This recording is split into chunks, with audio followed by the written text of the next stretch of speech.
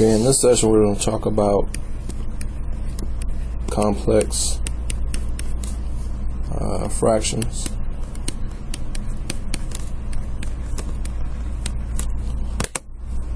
Okay.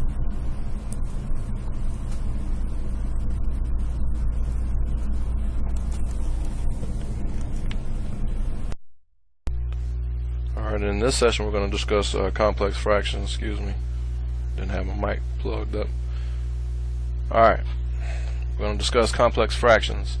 And with complex fractions, typically what you want to just think about is a fraction being divided by a fraction, or some fraction operations being divided by another set of fraction operations. Okay. Now, our first example, let's look at 4 over x over 2 over xy. Alright, so what we see is this fraction being divided by, or you see your fraction bar, and then you see this fraction, because remember, fraction is nothing but division. Alright, so one fraction over another fraction is like saying the top fraction divided by the bottom fraction, and we know the top is called numerator, bottom is called denominator. Okay, now for me, the easiest way to deal with this is when you look at your problem as a whole, try to find a common denominator. Okay, so I look at the top fraction, I see my denominator is x. I look at the bottom fraction and I see my denominator is xy. So they both have x in common. Okay, so then what was missing is the xy. Alright, so what I would say is the common denominator would be xy. So I want to multiply both the top and the bottom by xy. So that would look like this, saying xy times 4 over x and xy times 2 over xy. Alright, xy would be my common denominator because they both have an x and the y. Those are the two denominators that are present, an x and a y. Those are the denominators that are present in both fractions. Alright, combined, so that would be our common denominator, xy. Now, when I multiply my top fraction by xy, I notice this x here will cancel that x there, and you just end up with y times 4, which will just give you 4y. Alright, and the x's cancel, so there is nothing in the denominator of this. Well, there's a 1. Just puts this over 1, let's say. Alright, and now in the fraction in the denominator, we have our xy times 2 over xy. Well, in this case, the x's will cancel and the y's will cancel, so it just leaves you a 2 over the 1. Alright, and we know we can leave the 1's out, and really what we're looking at is 4y in the top, because the 1 really doesn't matter, and a 2 in the denominator, because again the 1 doesn't matter, and we know that 4 over 2 equals a 2, and we still have our y, so the answer would be 2y. Alright, let's look at another one a little more complex. Let's say we have 1/2 plus 1/4 all over, let's see, 5/6 minus 3/8. Alright, so 1/2 plus, excuse me, this isn't supposed to be 1, it's supposed to be a 3. Alright, okay, so 1/2 plus 3/4 over 5/6 minus 3/8. Alright, so like I explained to you, complex fraction is basically a fraction over a fraction, or an operation among fractions over an operation among fractions. Okay, so now I look at my top, I see a 2 and a 4, and my bottom I see a 6 and an 8 for my denominator. So I have a 2 for a denominator, a 4 for the denominator, 6 and an 8. So I'm trying to think of a common denominator, a number that 2, 4, 6, and 8 all goes into. Alright, the first number that comes to mind would be 12, but 8 doesn't go into 12. Okay, so next up you look up would be 24. 8 goes in 24, so 24 works. Alright, so you want to multiply your numerator and your denominator by 24.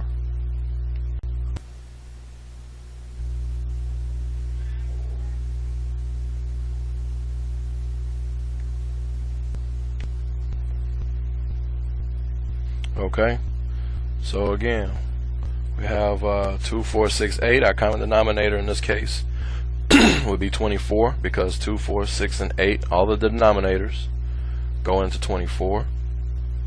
So we could say 24 times the 1/2 plus 24 times the 3/4 over 24 times the 5/6 minus 24 times the 3/8. Alright, so you have that, and you say 24 times 1 is 24, then divide by 2. Okay, so that gives you what? A 12. 24 times 1 is 24, then divided by 2 gives you 12. 24 times 3, then divide by 4, that gives you a 18, if I'm not mistaken. Alright, so there's your top and the bottom. You have your 24 times your 5 and divided by your 6, which would give you 20. 24 times 3 and then divided by 8 would give you a 9. Okay, so now you're left with 12 plus 18, which equals 30, and 20 minus 9, which equals 11, and there's your final answer. Alright, so really it's not all that hard once you find the common denominator and understand that you have to multiply everything by that common denominator. Okay, so let's look at another example. Let's see. Alright, I erase all of this. Let's go with 3 over x plus 2 over y all over 5 over x minus 6 over y squared. Okay, 3 over x plus 2 over y all over 5 over x minus 6 over y squared. Alright, so I'm noticing I have an x as part of my denominator, I have a y and a y squared. So the fact that I have a y squared, that takes care of this y here, the fact that I have a y squared. So now I know that x and a y squared would be my common denominator. Alright, I need an x and a y squared to cover all of the denominators that are present. Okay, so I want to say x y squared times 3 over x plus x y squared times 2 over y, x y squared times 5 over x minus x y squared 6 over y squared. And for those of you all that may have taken me for Math 098, you should remember that I told you anytime you want to get rid of a fraction, you multiply everything by the common denominator, and that's really all we're doing. Okay, so we see this x will cancel that x, so you have 3 times y squared, which would just leave you 3y squared. Alright, you have 2 y's here because y squared, and you have this y down here, so that 2 gets knocked down to a 1 and it knocks out that y. So now you have 2 times x and 2 times y. Alright, so that becomes plus 2xy. Alright,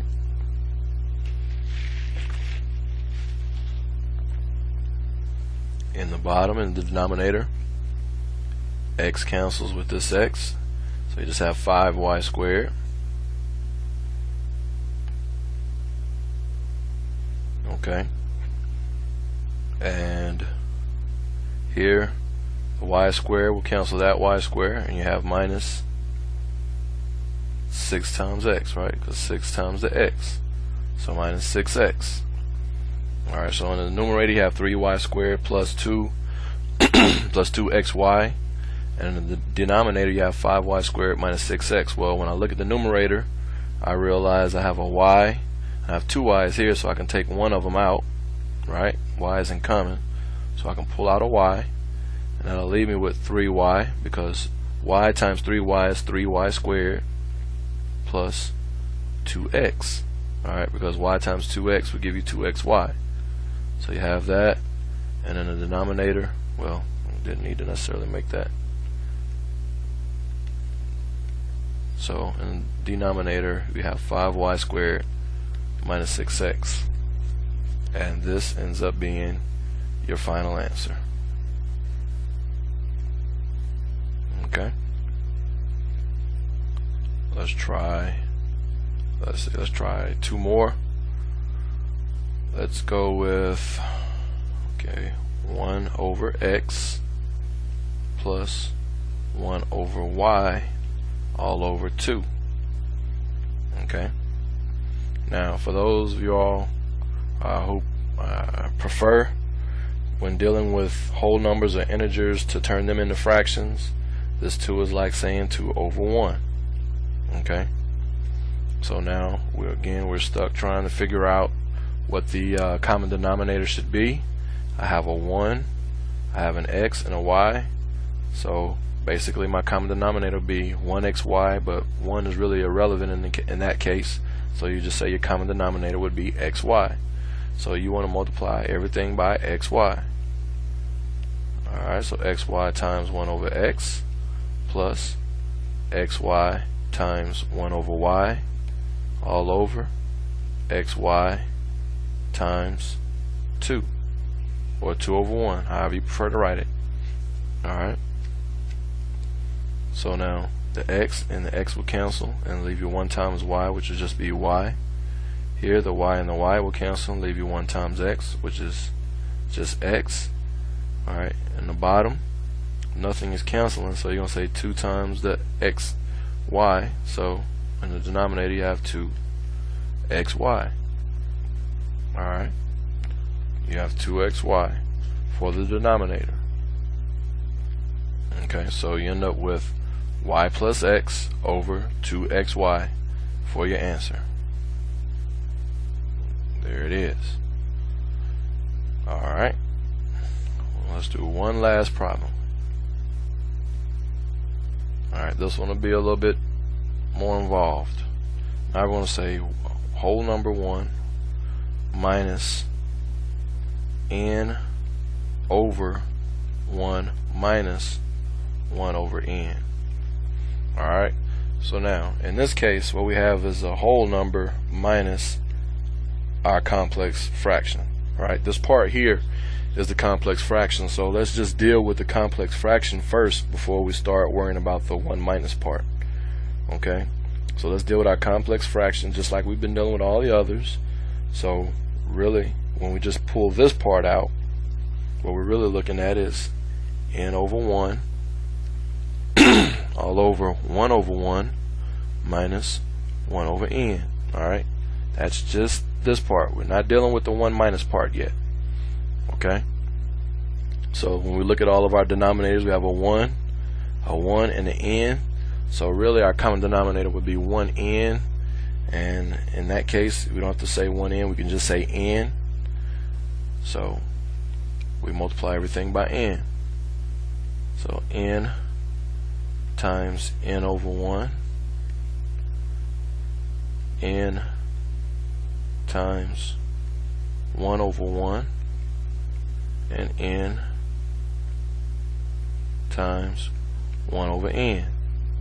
Alright, so we took everything we had here and multiplied it by n, which is our common denominator, and what we get is n squared over 1, or just n squared.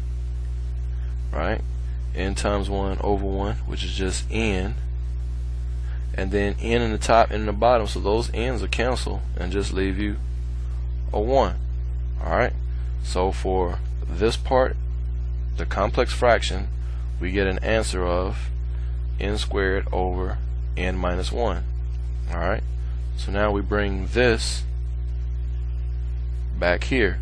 So we say 1 minus n squared over n minus 1 is what we're looking at now. Alright, so now we're trying to say 1 minus some fraction. You know you need a common denominator, and in this case common denominator is going to be n minus 1.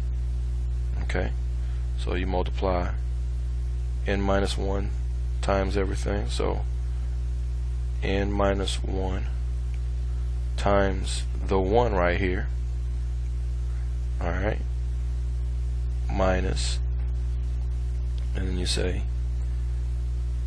n minus 1 times the n squared over n minus 1.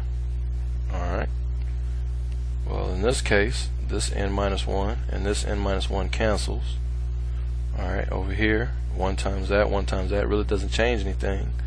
So what you have is your n minus 1 from right here, n minus 1 minus this minus sign, that's what this minus sign is, minus, and all that's left here is n squared. Alright, so n minus 1 minus n squared. Alright, and then we want to just put this in the proper form. Right? And let's see here.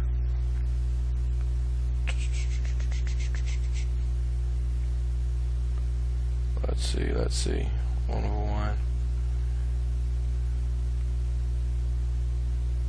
Wait a minute. I overlooked something. I did something wrong somewhere. Hold on. I have my, let's see, n minus 1 over n minus 1.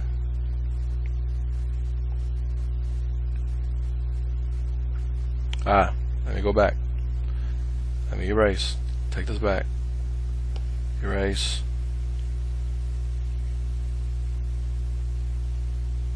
Here. Alright, now remember we said earlier,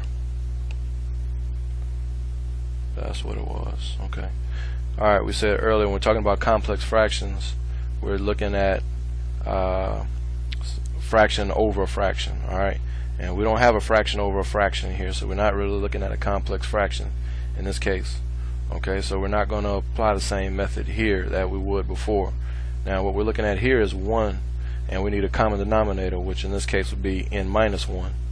So to get this to have this denominator, I need to turn 1 into n minus 1 over n minus 1. Alright, now so 1 has become n minus 1 over n minus 1 because anything over itself is just 1. There we go. And now I have my n squared over n minus 1, which I got from up here. Okay, and because I have a common denominator, now I just left with the top. So I have n minus 1 minus n squared. There we go. All over n minus 1. And I want to change the arrangement of this, put it in the proper form. So I say negative n squared plus n minus 1 all over n minus 1. Alright, this becomes your final answer. Okay, so that'll wrap up our lesson on complex fractions. Hopefully you all are able to follow the instruction I gave during the session, but if not, as always, please feel free to contact me with any questions. At this time, we will now conclude this session.